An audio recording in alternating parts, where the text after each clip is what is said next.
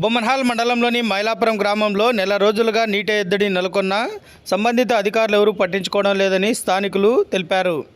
గ్రామంలో నీటి సరఫరా చేసే బోరు మోటారు చెడిపోయి నెల రోజులైందని స్థానికులు గురువారం సాయంత్రం విలేకరులకు తెలిపారు.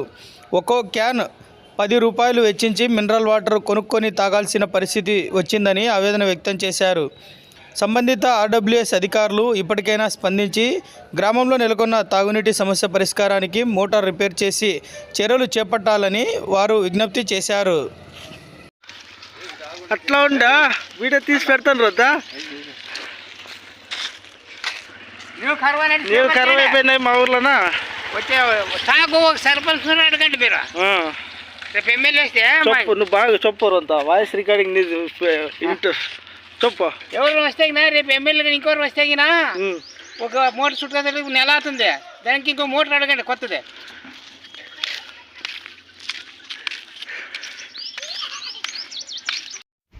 Thanks for watching this video.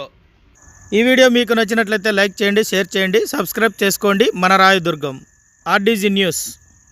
మా లేటెస్ట్ న్యూస్ అప్డేట్స్ కోసం నోటిఫికేషన్లు రావడానికి బెల్ బటన్ని యాక్టివేషన్ చేసుకోండి.